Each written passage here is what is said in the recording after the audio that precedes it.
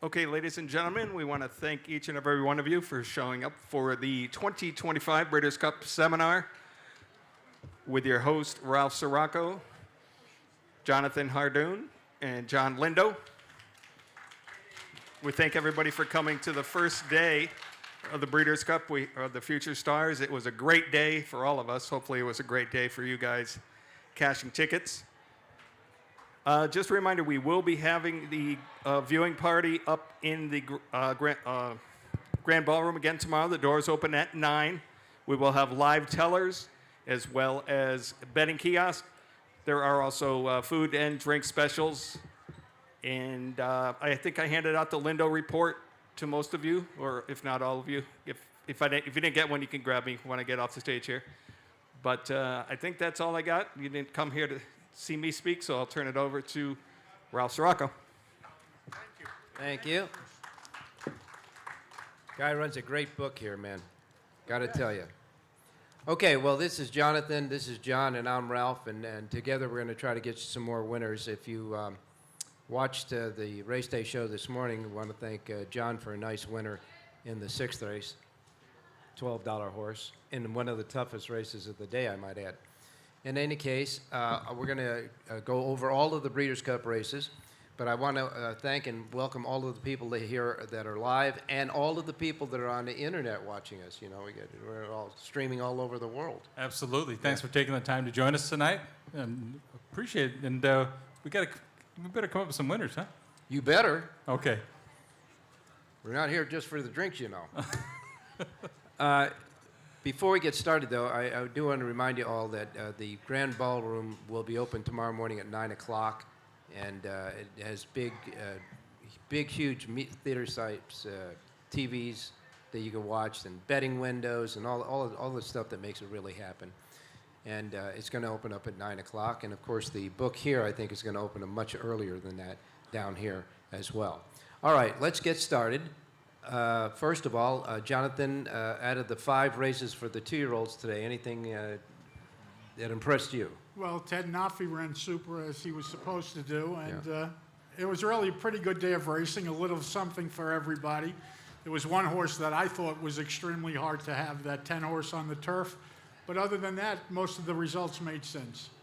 Well, that's the way you hit the all button. Right. Yeah. But you have to know the right race to hit the all button. Yeah. It looked like it could be that race, That to be looks honest like with that. you. Yeah, that's right. Yeah. You know, Jon, what about you? How about Gestad winning from post 14 in the Breeders' Cup Juvenile Turf there? That's 2 years in a row that Aidan O'Brien's won that race on the far outside post. So, you know, they say it's a terrible draw, but I guess he just brings enough horse where it just doesn't matter. Yeah, you got that right. In any case, you're right. You guys are right. I think that the most impressive race of the day, I thought, was the Juvenile, where Ted Nafi did what he was supposed to. Brent looked like he was coming back on the inside again, but man, he just almost like hit a brick wall in the last 100 yards. Well, that's that mile on the 16th, and you're right between the eyes there. Yep. Okay, let's get started. 4th race, first Breeders' Cup race. Okay, that's good. 4th race, first Breeders' Cup race. And that, I believe, is the... What time? Sprint. Wait. What time does the races start, though? The First post tomorrow is 10:05. Okay. The 4th race, the first Breeders' Cup, that will go at high noon, 12 noon. Okay. So that first one, the Breeders' Cup Sprint. And let me see, what do I have for notes on the Breeders' Cup Sprint here? It's the Filly and Mare Sprint. Oh, Filly Mare Sprint. Yes. Okay. Filly Mare Sprint. Bada bing, bada bing, bada bing. Okay, the Filly Mare Sprint. Could you believe this, that it was introduced in 2007? This will be the 19th running of this particular division race, and there has been no wire-to-wire winner.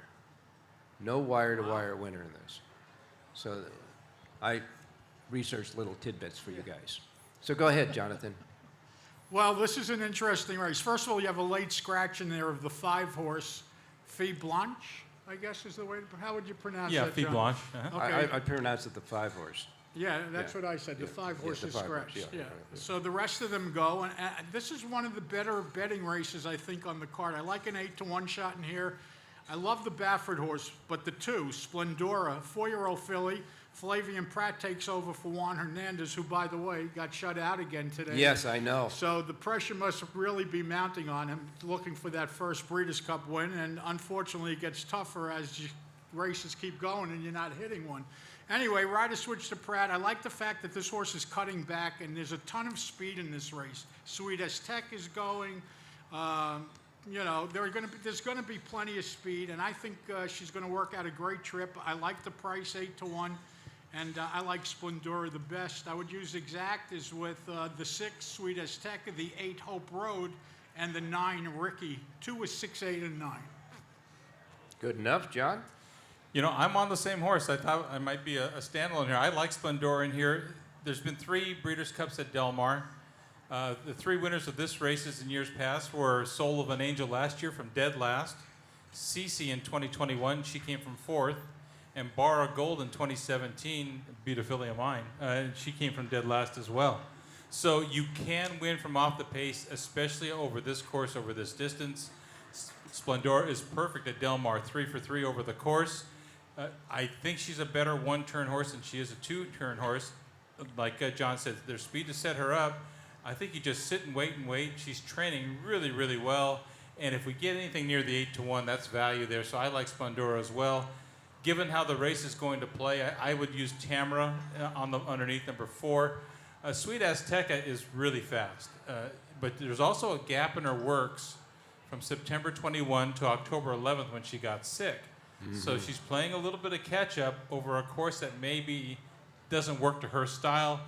At a low price, that's enough maybe to try and beat her. And then you have Hope Road, the other Bob Baffert, who's training really well down there as well. So I made the race 2 over the 4, 6, and 8. If it's an even number, I'm going to do pretty good here. A couple of things I wanted to ask you guys. A lot of people were thinking that maybe the track's favored speed today.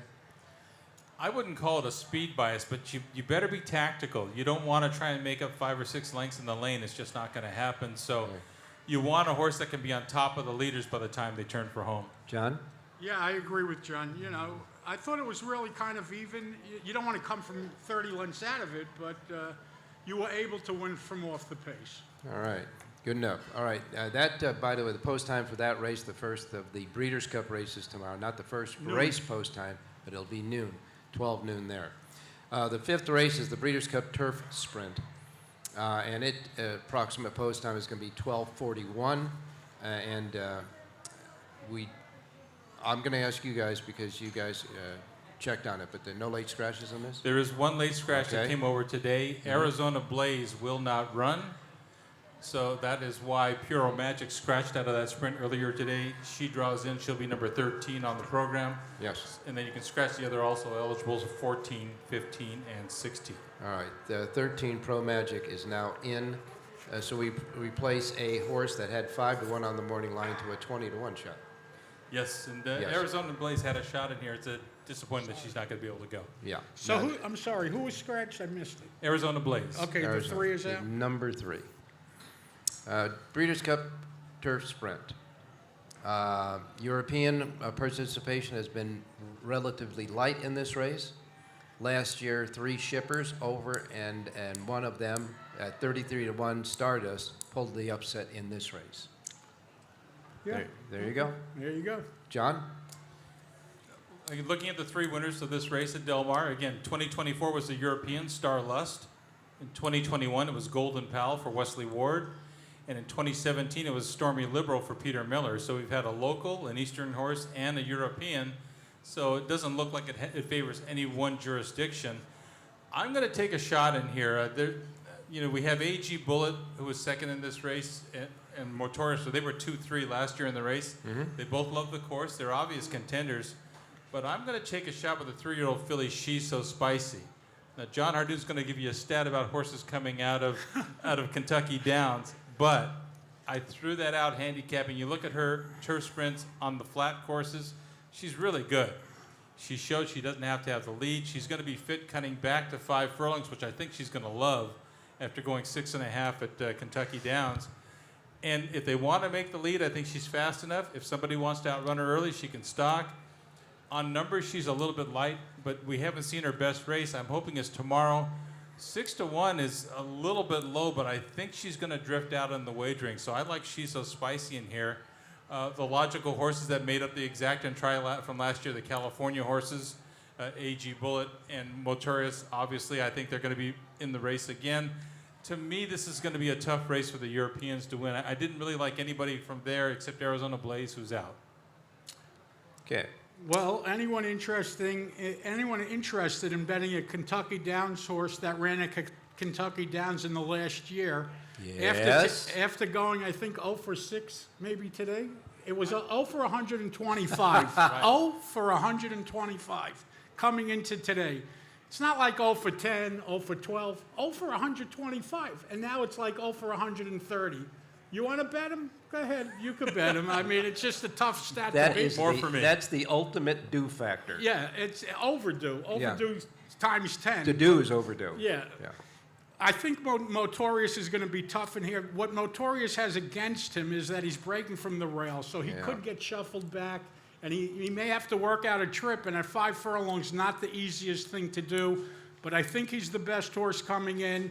I like some price horses with him. I certainly like the 5, Bring the Band Home, who's listed at 12-1 on the morning line. I would use, AG Bullet's also from Kentucky Downs.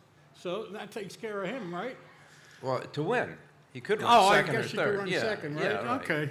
So 1 over 5, 8, and my third horse would probably be the 9. Another Kentucky Downs horse. What the hell? I'll just bet in the 1 to win. Enough. Wait, no, hold on. They can run second and third. Okay. He's 20-1. Yeah. That's how you make the number, man. Okay. Okay. We're putting them back in there, John. By the way, there have been few horses that have won this race off of winning a race before they got in there. As a matter of fact, only 5 horses have won their prep race and then gone on to win this race. So the horses you were talking about, was She's real. So Spicy? Yeah. Yeah, well, I like the way she did that last time. I just think she's an up-and-coming horse in a race that I've seen a lot of these over and over again. So if there's a new face, I think it's She's So Spicy. You're going to break the streak, John. Go for it. I'm going to try. All right, 6th race, and we're only in the 6th race, That's all right. Post time for the 6th race, the Breeders' Cup Sprint, is at 1:21 p.m. That's approximate, of course. And I will refer to you guys for any of the late scratches again. Nope, everything's good to go as far as I know. Okay. So now that this in the Breeders' Cup Sprint, the Santa Anita Sprint Championship has been the most productive prep for this race. And I'll go to you, Jonathan, first, and see what you got to say. About This is one of my best bets on the card. I absolutely love the 1 Copion in here. I get it. It's Mike Smith. The horse is cutting back to 6 furlongs. She's never run at 6 furlongs. She's also a filly running against the boys. But she is fast. She is really fast. And on the numbers, you throw out her last race, it was around 2 turns. She's much better sprinting. The fact that Mandela is running her in this spot against the boys when he could have run her against the girls, to me, really tips he's tipping his hand here. I think this horse is just going to get a terrific trip. You're going to have horses that are flying on the front end, and I just think that you got Straight No Chaser in the race. You got horses that want nothing but the lead. She's going to just fall into a perfect spot, and I just think she's going to be very tough to beat in this race. And again, she's 7-2, and I think you're going to get every bit of that price. They have plenty of horses to bet in here.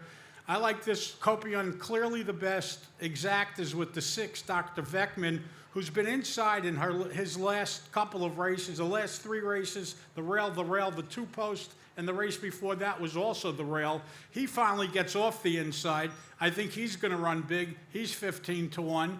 The 7, Imaginations, coming off of a big win for Baffert last time out. And I guess I would use the 12, Straight No Chaser, because you know one thing, he wasn't squeezed for his last race. He was already in the Breeders' Cup. They knew it. He qualified for winning a race, in Dubai or so, Maidan, wherever it was. So he was not squeezed. And if you watch TVG, his wife, Christina Oliveras, who's Dan Black's wife, kind of tipped it off. She was saying that, this isn't the main prize for this horse. They had bigger fish to fry down the road, so she kind of tipped the hand that he really wasn't full-fledged.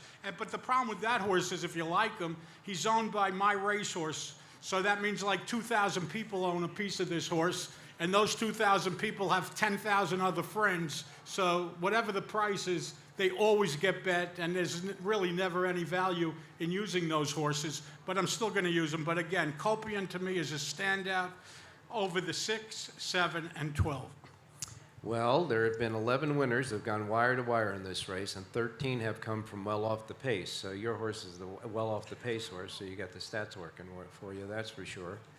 And as far as horses prepping for this race, most of them came out of a sprint to this race rather than changing back or cutting back. John?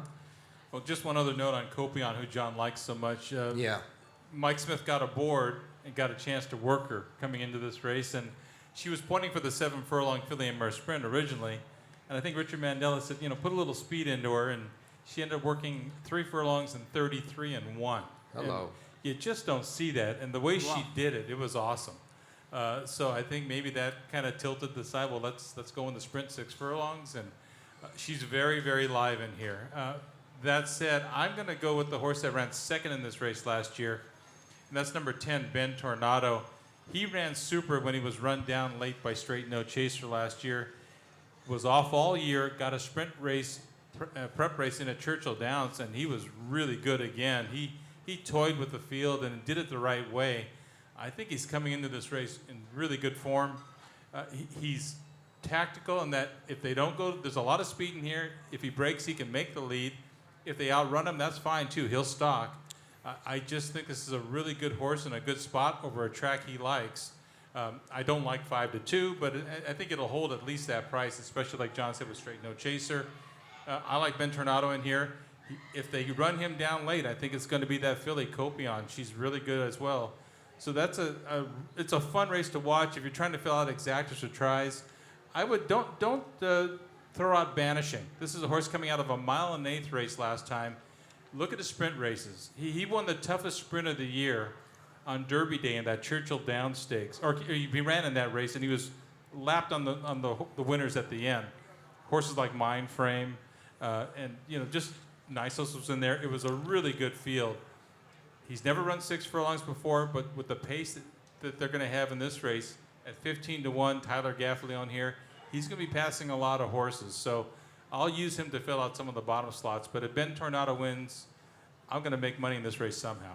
By the way, so you want Jose D'Angelo to have a big day because you like him in the race before, Yeah, I might build and him then a you like statue. him If he here. wins those 2 races, I'll carry him home on my shoulders. That's no problem. Yeah. And as far as Banishing is concerned, take nothing away from Chad Summers, but this is a major barn switch, I think, from Jacobson to Summers, so, and not for the better. That's just my opinion. Yeah, well, again, I'm not going to argue with a 15 to 1 shot. I respect the horse. Yeah, absolutely. Yeah. 15 to 1 is 15 to 1. Yeah.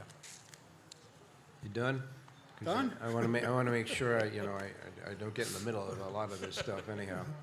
All right, the Breeders' Cup Distaff is next. Now, of course, lost a lot of his luster when Torpedo Anna retired because she would have been the odds-on choice in this race.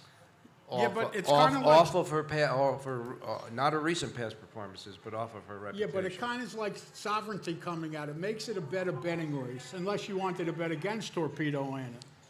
And I don't know, but, these races, when you lose the big favorite, they become better betting races. Well, I can tell you this, that as far it very well may be going against the grain this year, because the Breeders' Cup Distaff has consistently been the logical contenders winning the race. I mean, 30 of the 41 winners have gone off at less than 5 to 1. 74% of all the winners have gotten off at less than 5 to 1.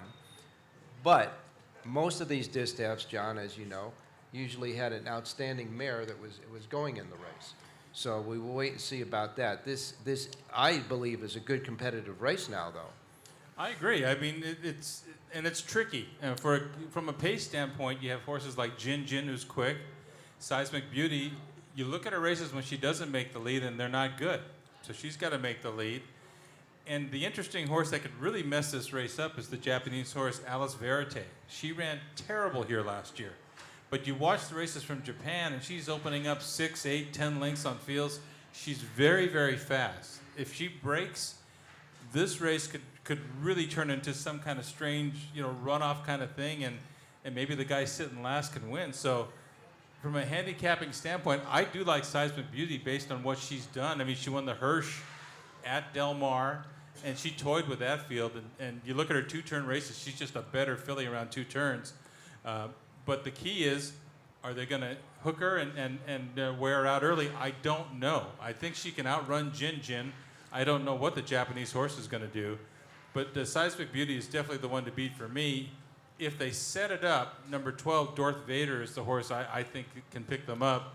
She ought to fall into a good stocking trip. And, she's the one that wore out Torpedo Anna last time. They went head into the wire, and Torpedo Anna came back and ran terrible. So that was a really taxing race. She's had more time to recover, but it was still a hard race on both of them. The 3-year-old filly, Nitrogen, she tries every time. And she's a big, beautiful filly. But she's also starting to kind of wait on horses a little bit, and she's been lugging out. You see her a little bit, she'll lean right, and I think maybe she's a little bit over the top. It's been a long year for her. I don't know if she'll improve tomorrow, and that's what she has to do. So Seismic Beauty, a tepid choice for me just from what I saw in the Hirsch. What's interesting about Nitrogen is she was a turf horse till 2 races back. All of a sudden they tried her on the dirt, and they said, wow, maybe she's a dirt horse. She has an edge breaking from the rail. But there's an interesting horse in here. Number 3, Kilcote, I guess is the way you would pronounce it. This horse has 5 career starts. And guess what? She ran at Gulfstream, she ran at Keeneland, she ran at Churchill, she ran at Indiana Downs, and she ran at Parks. And she's 4 for 5 lifetime. So she obviously takes her track. She does. She You runs don't take anywhere. her track, yeah. Right. She will run anywhere. She's 10-1. It's first time for Flavian Pratt. Brendan Walsh is one of the hottest trainers in the country. Every horse he's sending out in Kentucky is running big. Yep. You're getting 10-1. You're getting first time Pratt, and you're getting a fresh 3-year-old filly that hasn't done anything wrong. That's a price. So that was the horse that I was interested in this race. I meant to ask you guys about a scratch. I know there's a scratch at Scottish Lassie. Yeah, the 5 Scottish Lassie Yeah. came out. 5 is out of there. All right. Well, this is a race that, 24 winners entering this race off of a victory coming in there. That makes sense. And Right. 2 of the dominating prep races, and I know this for years ago, was the Spinster at Keeneland. 13 winners came out of that. And the Beldame at Belmont Park, which makes all the sense in the world. But because, the Torpedo Anna is not in the race, they're right. It is a good gambling race, good bet race there. All right. You guys want anything else to add there before we move on? Just a couple of observations from the mornings last few days at Del Mar. I mentioned Darth Vader. She looks really good. Her coat is really bright. She's carrying really good weight. She's coming into this race from a physical standpoint really well. Other side of the fence, Regaled is a big long shot anyways, but she looks anorexic. She's tucked up and light, and she looks like she's had a hard campaign. I don't think she's going to run a jump tomorrow. So just a couple of things, notes I had from watching those horses in the morning. And it's those are key notes, man. Really they are. He was right today. He told us he'd try to steer us away from Brent. Yes. In the worst way. So he knows what he's looking at. Yes, he does. 8th race, the Breeders' Cup Turf, and the approximate post time there is 2:41 p.m. This race has been dominated by the Europeans. Simply put, the Europeans have dominated this event. Over the last 26 runnings, Euro-based horses have won 20 times. That's a 77% rate. No European horse has missed off the board since 1998. So I guess we really got to look at the Europeans here, Jonathan. Yeah, well, Rebel's Romance, I think the race goes through Rebel Romance, 1 for 1 at Del Mar. This is a real horse. He shows up every time. He's 5 for 7 this year with a third. Did Appleby win anything today?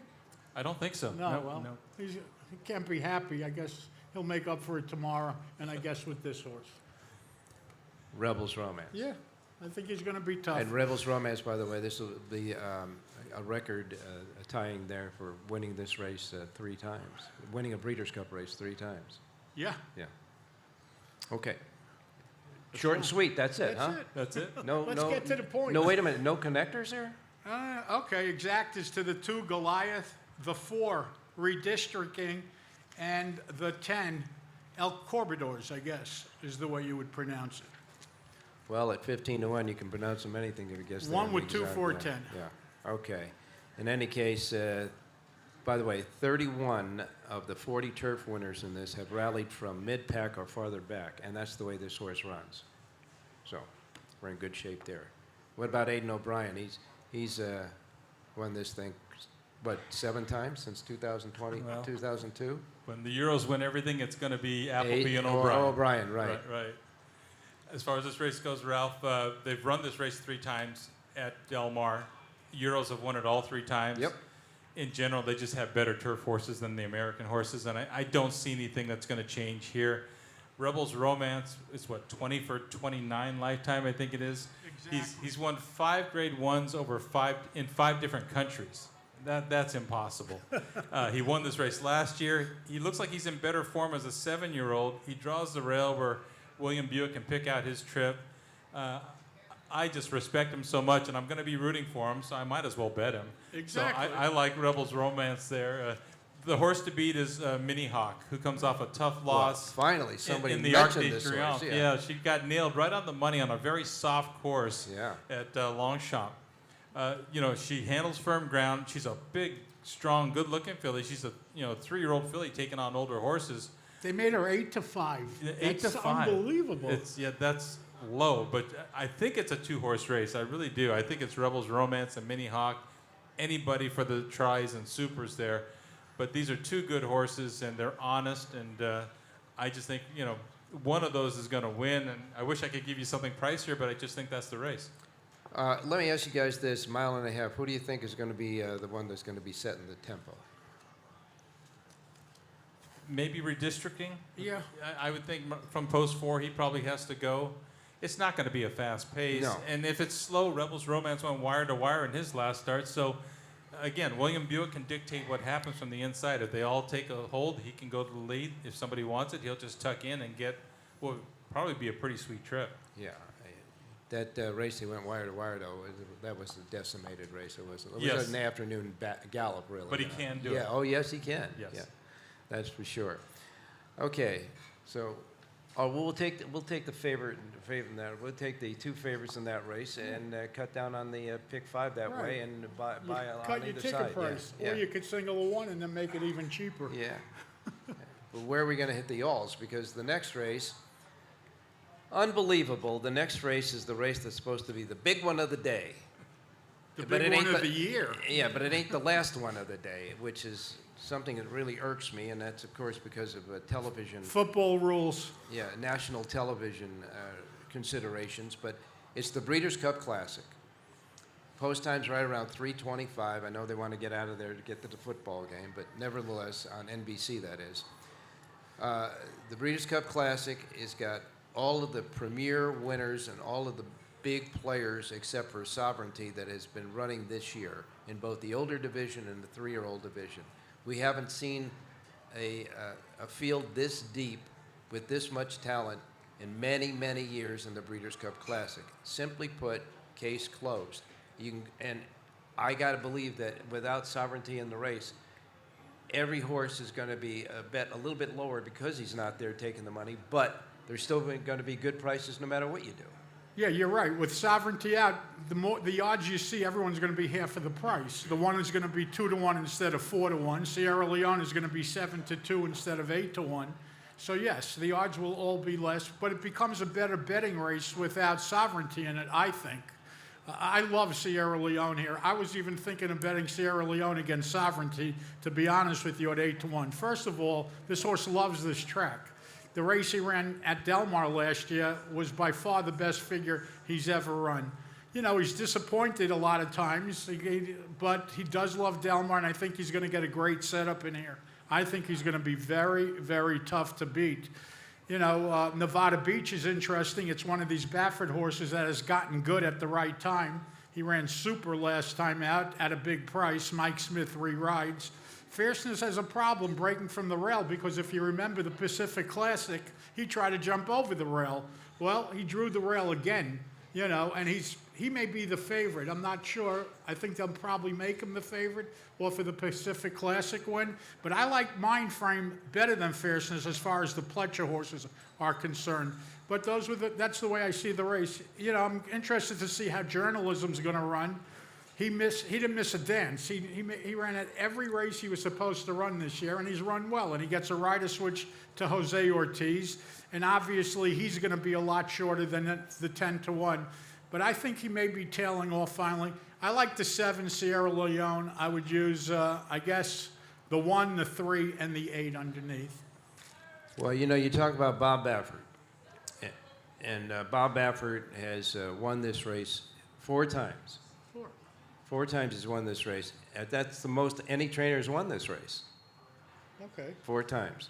And, you know, Sierra Leone became just the 5th 3-year-old to win this classic since 2021, so it looks as if though if Sovereignty was in there, it would be favoring him as well. Right. And believe it or not, the other 4 out of those 5 were all trained by Bob Baffert. So I think that Nevada Beach is definitely a long shot that I want to put in there because he got that tightener he needed from Bob Baffert just in the right time, I think, John. I tell you, looking at this race, what Fierceness did in the Pacific Classic, he showed me something he hadn't done, and that's overcome adversity. Yeah. Usually if something bad happens in a race or he gets the wrong packs it trip, in. he just spits out the bed and says another day. That tells you how much he likes Del Mar. He ran the best race in the Breeders' Cup Classic last year. I know Sierra Leone won it, but he was close to a pace where they went the half mile in 44 and 4 going a mile and a quarter. He fought everybody off, and here came Sierra Leone, who had a perfect trip behind an absolute perfect setup. Now, Chad Brown is trying to duplicate that. He's put what we call a rabbit, a pace setter, for Sierra Leone in this race. Number 4, Contrary Thinking, is 50-1 on the program, and his job is to go out and set the pace and set a fast pace and then get the hell out of the way and let the big dog roll Sierra Leone. While he backs through the field, Right. the rabbits. Yeah. Straight, I hope. Right. That'll help some of the other horses in this race too, though. I like a horse that I think is being overlooked in here, and that's Mind Frame. It's not his fault what happened last time in the Jockey Club Gold Cup. Horses came over from the outside. They knocked Irad Ortiz out of the saddle. He was actually on the back He was of. sitting on White He was on White back. Barrio, Yeah. holding on to the He had 2 reins of Mind jockeys on Frame him for before he about 10 fell off. seconds. Yeah. To me, he's been I agree with you. I think he's better than Fierceness. Yeah. And if he had run his race there, he would be a lot lower than the 6-1 revised morning line. He's run against Sierra Leone twice. He's beat him twice. So he's a lightly raced horse. The only thing that we're not sure of, did he get enough conditioning after losing that rider? Is he fit enough for the mile and a quarter with such a gap between races? I'm just going to trust in Todd Pletcher. We know the pace is going to be fast. Mindframe will get an outside stalking trip. And he's the value of the race to me under Irad. I think he has to catch a stablemate. I think Fierceman somewhere, Turner for Home, is going to be in front over a track he loves. And again, if they go too fast, here comes Sierra Leone barreling down the outside. As far as the 3-year-olds, you know, Baeza's kind of caught up with these other 3-year-olds. At the Derby seminar here, we said he would be a better horse in the fall than he was in the spring, and he is. I think he's gotten to the point now where he might be a better horse than journalism. Of the 3-year-olds, I think Baeza might have the best chance in here. I respect journalism. He fires every time. But he looked like a tired horse running second in the Pacific Classic, and they've gone to the well an awful lot with him this year. I don't know. I mean, he looks like $1 million or $10 million or whatever he's worth on the racetrack, but I just don't know if he's a little bit over the top. So, mind frame for me, I think Todd Pletcher is going to win the Breeders' Cup Classic. Before we wrap up this at all, nobody mentioned Forever Young. He absolutely has a chance. He always- absolutely has a yeah. chance. He was up near the pace last year with Fierceness, dropped back, and then he came running again. But he just never seems to get it done here. In the Derby, he was the best horse when he finished third. He got mugged He by got Sierra mugged Leone. by Sierra Leone that day. You know, and he went back and he ran very well, and now he's here again. So he just never seems to win here. That's the problem. All righty. And by the way, Baeza, you know, I agree with you. I think that the win, the getting over the hump and That actually has to winning help the him. Pennsylvania Derby has given him the foundation I think he needs. Well, John Sheriff's a friend of mine. I've asked him a couple times, how's that horse doing? And all he does is smile. And he doesn't say a You whole should lot. smile. You have a horse like that, you should That smile. lets me know he's doing just fine. Yeah. And he's a guy that knows what he's talking about. Remember Zenyatta. Yes. Okay. So there are Breeders' Cup races after the Classic. So the next one up is the Breeders' Cup Mile. Post time is around 4:05. You've got full field there. Any scratches, gentlemen? As far as I know, that race is good to go. Okay, good to go on that. Now, the Breeders' Cup Mile has been won overwhelmingly favors late runners. 30 of the 41 winners, 73% of them came off the purse, which makes sense in this race. How many Europeans? I don't. Well, there's Probably a lot. There's been a lot of Europeans. Yeah, there certainly has. The Southern California horses have been doing terrible. They haven't won one of these races since 2001, and you know that it fits into the category of Johannes. Well, he And ran a super race last year, but he ran second. I know Yes. he did. So, John, what do Well, you you say? talked about who's won. At Del Mar, there's been 3 Breeders' Cup miles on the grass. Last year, with More Than Looks, the horse from Kentucky, flew home to beat Johannes on the wire. In 2021, it was Godolphin and Space Blues. And in 2017, it was World Approval coming from the East Coast. So again, a very balanced group of horses. No one jurisdiction is dominated. We know Godolphin has always been strong in the Breeders' Cup Mile. They have, who will probably be the favorite in here, a Notable Speech. I don't think he really likes these tight turns. He got in a prep at Woodbine. He won the Woodbine Mile, so he did get a little test drive because that was on the Interturf course this year at Woodbine. He ran well in this race last year, but he takes a little bit to straighten out and then level off, turn it for home, and Del Mar has a short stretch. So I think it plays against him a little bit. I'm going to go with the horse that I thought was super winning the Coolmore Mile at Keeneland. That was number 11, Rhetorical. This is a New York bred, but I tell you, he absolutely flew home last time. He got a ride that was unbelievable. Yeah, I put a ride on him. He shaved the rail. He was never more than an inch off the rail. He came flying up the inside, you know. He galloped out like a train. He is trained just like that at Del Mar. I don't think this horse can be in any better shape than he is. And he's tactical. He doesn't have to be far back. He doesn't have to be on the lead, but he'll be in the hunt someplace.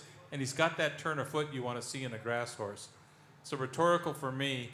Johannes had a disaster coming off a layoff going back to New York for a race. Wow. Just a terrible trip. Came back to Santa Anita and got a prep in, winning at the recent autumn meet there. Didn't have a great trip there either, but he won it. And this is a horse that just wins races, and he will try. I think he's coming up to the best race he'll have this year. Is it good enough? It might be. Notable Speech, again, you can't throw him out if you're playing exotics. And John Quill, who also ran that Coolmore Mile, really finished well from way back that day. If they go fast, and you look down the middle of the course, who's that? I think it might be number 10, John Quill, but the 11, Rhetorical for me in the Breeders' Cup Mile. You talk about horses for courses. Well, who could be better than Formidable Man? Right. 6 starts at Del Mar and 6 wins. Yep. And That all? Huh? Is that all? That's all. 6 for 6. Okay, all right, yeah. You know, and he's 10-1. I'm not saying he's going to win, but whoever you decide to key or use, I would be including that horse. I think it's a wide open race. John's horse obviously could win. He's super. He's improving. He's 5 for 6 lifetime, 2 for 2 at the distance. John Quill ran huge last time out. Notable Speech, always dangerous. And Johannes, to me, it's a wide open event.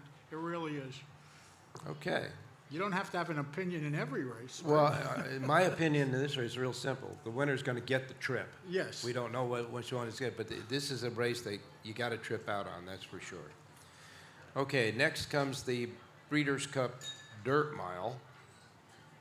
And the Breeders' Cup Dirt Mile is going at 4:45 p.m., the 11th race on the card. 10 are in that.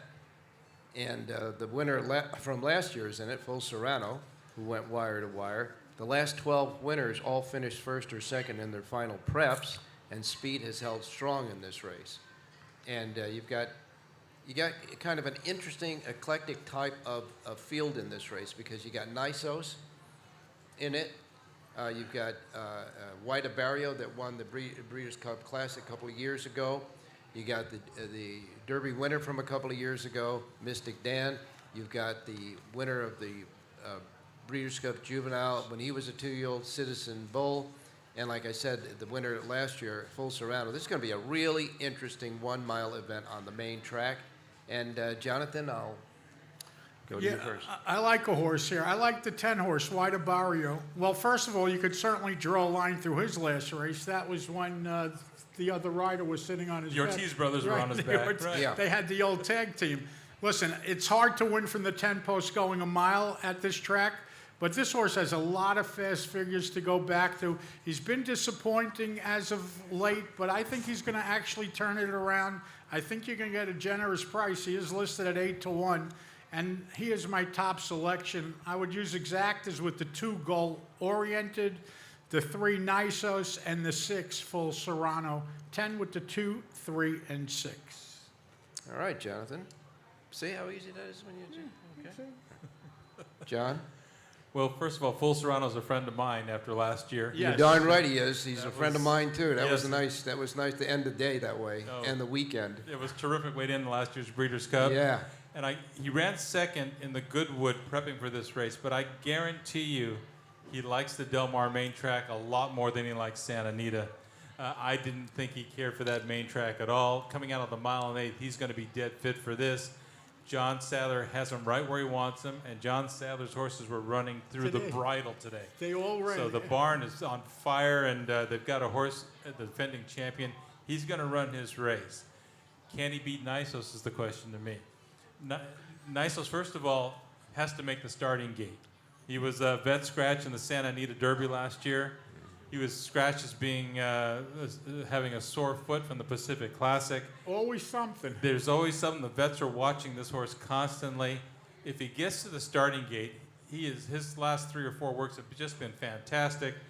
At the draw Monday at Del Mar, I asked Bob, I said, all right, who's your best shot this weekend? Who do you like? He goes, Nisos. Just simple. I said, nice. He said, Nisos. So he thinks this is his best shot. To me, he's the best older horse in California when he's right. So if he's right tomorrow, he's going to be awful. He's got a good post where he can fall into a stocking trip. He'll have to run down Full Serrano. Full Serrano doesn't need the lead. I figure Bob Baffert will send Citizen Bull to set a pace for his stablemate. There'll be some other horses like Tumbarumba up near the front, and a couple of others too. So the goal oriented might even go to help out Nisos as well. So I think Nisos gets a trip. Full Serrano second for me. I didn't know what to do with White Barrow. I picked him third. I'm glad John likes the way he's going in. Just from a physical observation, if you like Chancellor McPatrick, I thought he looked really dull to me training the last few days. There's just no spark and no life in him. And I know he's going to be retired after this race, but I think maybe they told him before this. I just don't think he's right for this race. He was highly regarded as a 2-year-old, but he really never got better as a 3-year-old. Yeah, he he looked flat, yeah. and he's a horse I would try and beat tomorrow. I Yeah, he's agree. had his day. Yeah. He's had his day. Okay, so that's the dirt mile. So you're on Nisos, right? I'm on Nisos, yeah. Okay. If he makes the gate. If If he if gets to the it doesn't starting. scratch, if he makes the gate. Yeah, and if he doesn't, then you'll probably I'm go right to back Full with Full Serrano. Serrano if he You doesn't, got it, yes. okay. That was a nice score last year. All right, the 12th and final race of the day is the Filly Mare Turf Sprint. Filly Mare Turf, the Filly Mare Turf. It's at 1.5 miles. I take that back. 1 3/8 actually. I take that back. The Filly Mare Turf. First of all, do we have any scratches? No, I didn't have anything today, no. Okay. So All 14 are gone. There's no one on the AE, so they're actually going to run 14. 14, yeah. Wow. And that's going to be pretty jam-packed going into I that would first say turn. so. First of 3 turns, by the way. In any case, Europeans, again, have the upper hand in this race. There's no doubt about it. John? Well, again, the 3 winners in this race, the 3 times at Del Mar. How about Moira from Canada last year? Yep. 2021, Loves Only You was the Japanese horse that won. Yep. And in 2017, we had the European Wahida. So again, this is an international race. It's an interesting race. I have all the respect in the world for number 13, She Feels Pretty. She's all heart. Wow. She fights you. Unbelievable. But she drew a terrible post for a filly that has tactical speed, so Johnny Velasquez might have to actually use her a little bit to secure a position and then try and back it up. At 1 mile 3/8, that's probably right on her limit. I don't really know if she wants to run that far. I'm going to try and beat her, and I'm going to bet back the filly that I bet last year, and that's Cinderella's Dream, who was really unlucky not to win this race last year. She came flying after getting stuck inside and just missed. She's trained really well for this. Her form doesn't look that great over there, but they've been pointing to one race all year, and it's this race, the Breeders' Cup Filly and Mare Turf. Again, William Buick, you mentioned Charlie Appleby. Is he going to win a race? Mm-hmm. I think this is the race that Godolphin wins with Charlie Appleby with Cinderella's Dream. I don't have any excuses for her going into this race. She Feels Pretty will be there someplace. I thought Gazora was interesting in here just because I thought she hated the soft turf last time, but I wasn't in love with the 7-2 morning line. I think that's an underlay. If you could get 6 or 8-1, I would pick my head up. But Gazora, interesting getting back on firm ground here. And See the Fire, another horse I liked until she drew the 14. Out of 14 with a short run to that first of 3 turns. Weason Murphy's going to have to get awful lucky to work out a trip from there. So, given the posts and everything, Cinderella's Dream for me. Aidan O'Brien has an interesting long shot in here, bedtime story. Aidan O'Brien has... Bedtime story. Yes. Yes. And if you see the Aidan O'Brien horses working at Del Mar, they gallop in a straight line. There's a dozen of them. It's a show. Aidan's Army, yes. Yeah, it's a show. People go out just to watch that. That's why I went out. I wanted to see them, and it's awesome to watch. She's a great filly. She looks blocky like a sprinter, but apparently she'll run all day. And she looked really like she came over from Europe in really good shape. She looked healthy. She's carrying her weight. If you like her, again, given that the connections there, I wouldn't talk you out of her one bit. Jonathan? I like the other Charles Appleby. I like Diamond Rain. I know William Buick went to Cinderella's Dream. And listen, obviously Cinderella's Dream could win, but Diamond Rain is like, she's a fresh horse. She only has 7 lifetime starts. No one knows how good she really is, but it is a Godolphin. It is Charles Appleby, and she's going to be a price. She's going to be ignored at the windows. That's the horse I was interested in.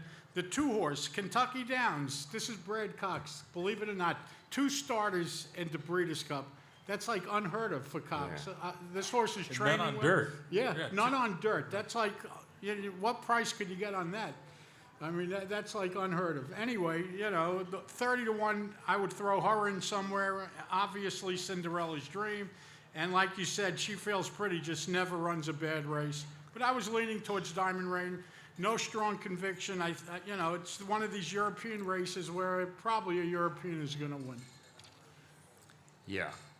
But I agree with you guys about She Feels Pretty, and all I can say is that she's going to have to work out a trip, but boy, oh boy, oh boy. John Velasquez is having a banner year in riding, and that Keeneland meet that he just finished up with was unbelievable for John.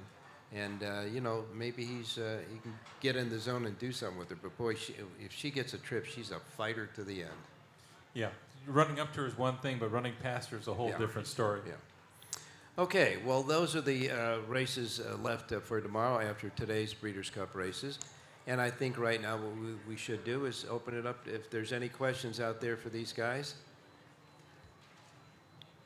Yes? Yes, sir?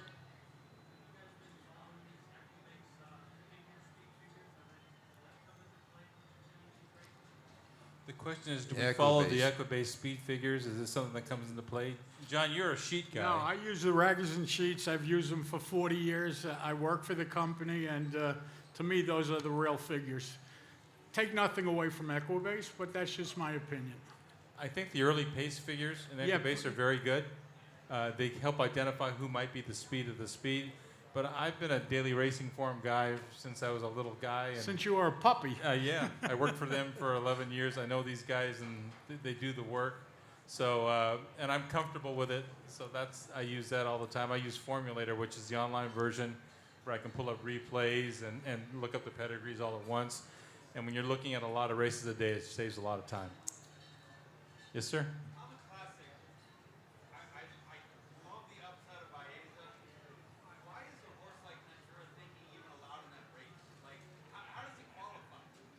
The question is, first of all, the gentleman likes Baeza, but he wants to know how contrary thinking qualifies for the Breeders' Cup Classic. Well, they paid, I guess, to get him in, right? It's not a full field, so if you want to pay the fees and get in, you can. California has a rule against quote-unquote rabbits. Really? You're not supposed to be able to run a horse with that doesn't have the intention of trying to win. Well, he has no intent. He can't win. Well, if you've heard Chad Brown this week, he's saying maybe he can get loose and which right. is Yeah. speak for I'm just going and that's Right. it. Yeah. So I don't know why they can or cannot. That would have to be the steward's call. And I still don't know what the stewards are doing in California, so good luck to you there. Well, now the thing about it is a California law, but the 2 days at Del Mar, today and tomorrow, Breeders' are Cup under, takes over. right. It's Yeah, under but the jurisdiction. CHRB, the California Horse Racing Board rules come into play any races in California. Well, then we've got we got another thing with the. Go to HISA, folks. That'll confuse you. In any case, it's a reflection of what they used to do in the old days. Yeah, they used to have They rabbits used to have all the rabbits time. all the time. Yeah, No, it isn't. it's not good any time, but it's part of the game. It's a strategy. They figured they have a horse that's a dead closer, and by entering a rabbit, it will guarantee them a pace. Well, There- it's happened in the Breeders' Cup before. Shake Yes. the Bank was the pace setter for that good turf horse. I can't remember his name now.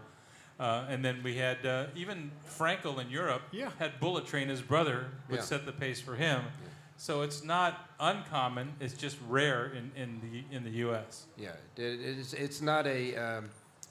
It's not really a classy it- move. People that they're worried.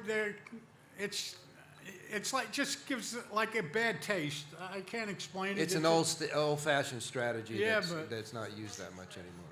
Yeah.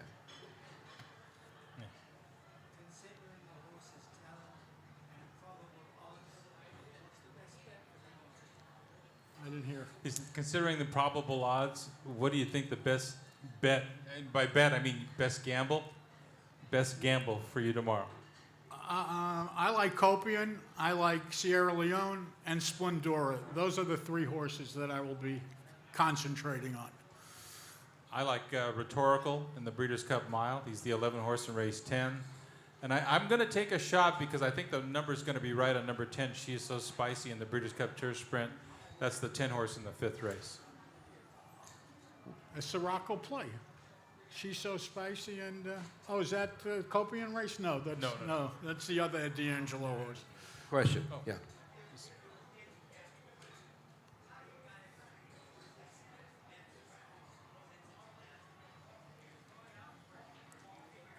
The vet scratch. So the question is, how do we treat a horse that was vet scratched out of a possible start when they come back to run again? Well, they have to work for the vets, don't they? Yes, they did. Yeah. Yeah. Yeah. So they have to, especially in this day and age, every horse there has 3 vets watching him. So if there's any sort of that's why you get all these late scratches these days. They're overcompensating. They're being way too cautious, and in a way it hurts the game. You can't get horses to run back. Trainers get mad. Owners get mad. But those are the new rules. Not that it's good, but that's really what it is. They're not going to run unless they're 100% ready to go. And for me, it's you trust the horseman in charge of the horse. Right. They If know you- their if you've horse got a is good better horseman- than anyone else. Right. You know. Even the Chosen Vron, if you remember, they made him scratch. Right. He ended up retiring, so maybe they were right. I don't know. But the trainer said that's the way he always is. Unless you live with these horses and see what they do every day, it's not really fair for some guy to come in and make a call like that. But that's what it is. I'll give you a horse to watch tomorrow for that, and that's in the Breeders' Cup Turf. Keep an eye on Goliath, number 2 in the 8th race, the Breeders' Cup Turf. He's what they call string halt, which is instead of walking, swinging your legs back and forth, I think it's his back left leg, he brings straight up and down, almost like a goose step. And if you watch him work, you swear he's lame. But it's just the way he travels. That's the way he goes. That's And the way so he goes. when he gets out of a walk or a jog into a gallop, he looks okay. Will the vets let him go? The connections talked to the veterinarians. this is what he is. We showed you films before of all of these other races he's run. They've allowed him to run in England and around the world. I don't know if they'll let him run tomorrow, but I'll tell you, the ownership supplemented him to the Breeders' Cup Turf. They spent $200,000. Entry fees are $125,000. They spent $325,000 to get him in the race tomorrow. How would you feel if the vets said, no, we're not comfortable, we won't let you run? And it's possible. If you remember, Chad Brown shipped a horse there a couple of years, and they scratched him. He's still mad about it. Yeah, and he said he's never coming back, but obviously that didn't last long. But watch number 2. But they made him scratch twice. Watch him in the post parade tomorrow. You'll see this. You go, what the heck is that? And, You know, I know a guy that used to handicap where on the past performance line where it says did not finish or pulls up. And, you know, the horse, obviously, like you said, had to work for the trainer, for the stewards again, et cetera. He'd always bet those horses back.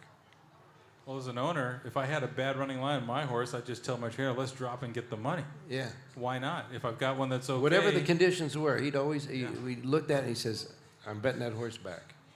You have Again, a question here? Yes.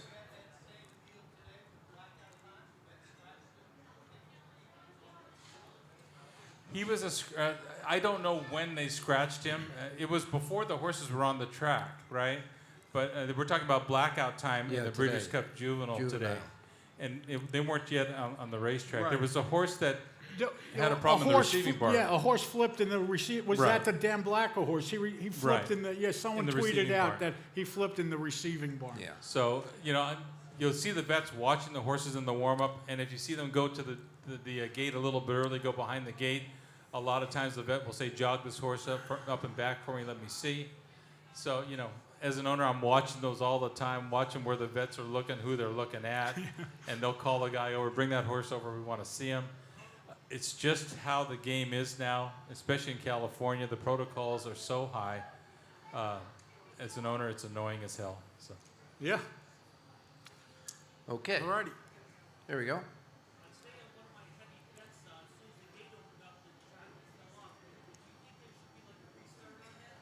Good luck. No. Once those gates open, we're talking about the horse that Pavlovian. Yeah, the 4 horse. Leaped at the start and then grabbed himself and stumbled badly and dropped Juan Hernandez today. No, once those gates open, they're not going to restart anything because those horses have already run off.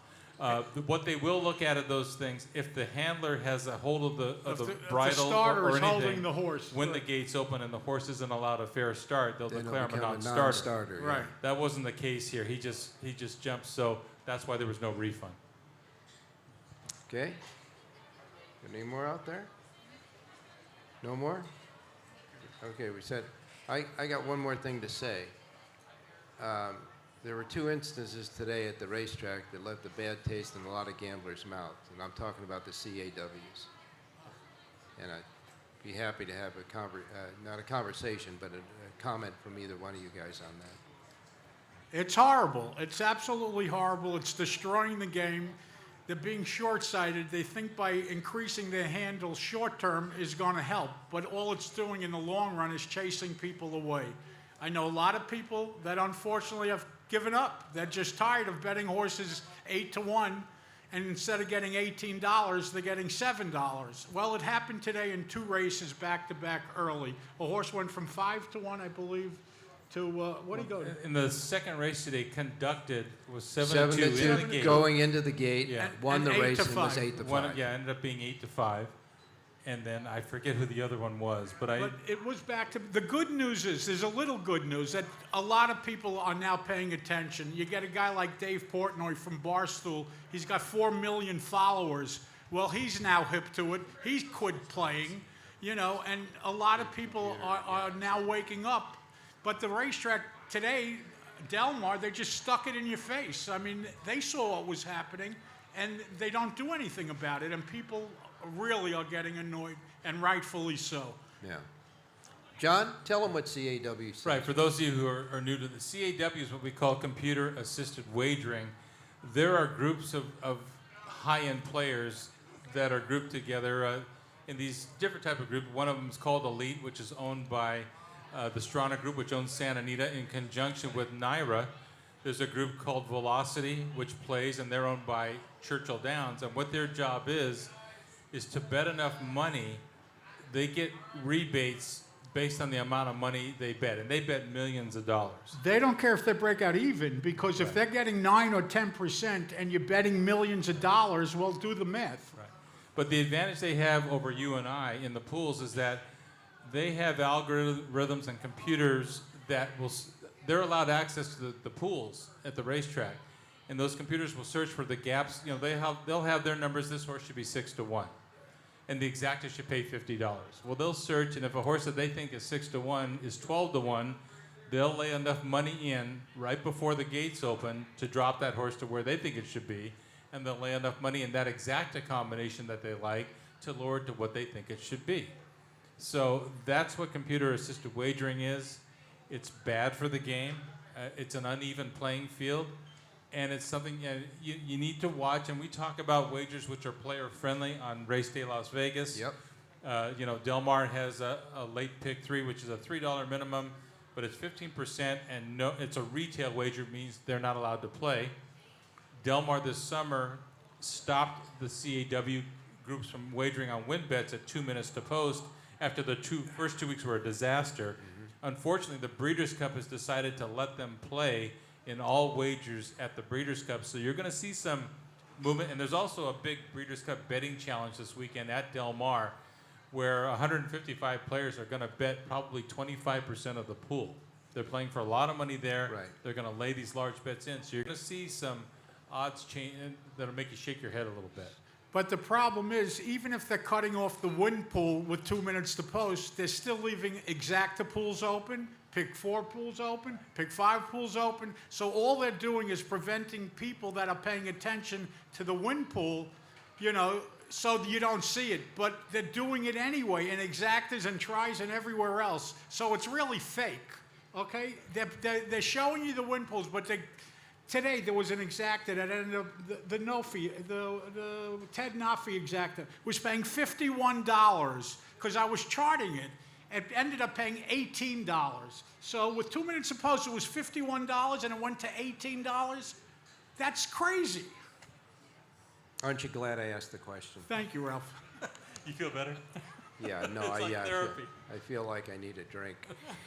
But in any case, the really small thing about it, though, is today they had a great handle. They had a good handle today at Del Mar. It wasn't that great. I heard it was down 400,000 or something. Yeah, over at the track, but over here at the Oh, South over- Point, yeah, at the South they Point. beat last Came year, here. last Yeah. Friday's. I'm talking about last the year's overall Friday card handle. handle. Yeah. So But- congratulations to Steve Johnson and his crew. Yeah, and these guys out here. Yeah, absolutely. Yeah. Apparently these guys know how to get to the windows. But the thing about it is tomorrow there might be a little bit of sliver of hope because the handle is going to be so big that they may be. We said that today too, and look what happened, Ralph. I mean, Understand that, John. Okay. But the thing is, you just said the handle wasn't that big. I'm Right. telling you, tomorrow's handle is going to yeah. be big enough to do that. Okay. Yeah, that's what I'm saying. Anyhow, no more questions? Okay. It's a wrap. Couple of things. This book, the book behind you, is going to be open early. Again, the doors at the big ballroom is going to be open at 9 o'clock. They're going to have prize giveaways there as well tomorrow in the room up there. And we'd love to see you up there because, especially with the Race Day show, we have so many people around the country and sometimes even around the world that watch us all the time. Well, we'd like to see you, too. So come on out and say hi to us. I was up there today all day playing. It was very easy to get your wagers in, not only with the live tellers, but on the self-serve machines. So if it gets really crowded and you're looking for a way to make sure you get your wagers down, I really suggest the ballroom. It was really easy. Yeah, they got today. a bank of windows there, and they get you through real quick. And the tables are great. You can fit 10, 12 people, and Yeah. you have a good time. You can bring your friends and some people you even don't like. Exactly. Yeah, Make new ones. that's right. Anyhow, I want to thank you all so much for being here tonight. Give yourselves a round of applause. And I think we all should thank the people that own and run this place, Mr. Gon on down to all of the people that he delegates, because they do a great job, and they love horse players. Thank you so much. Thank you. Have a great Breeders' Cup Day tomorrow, and we're on at 7 a.m. on YouTube. Thank you.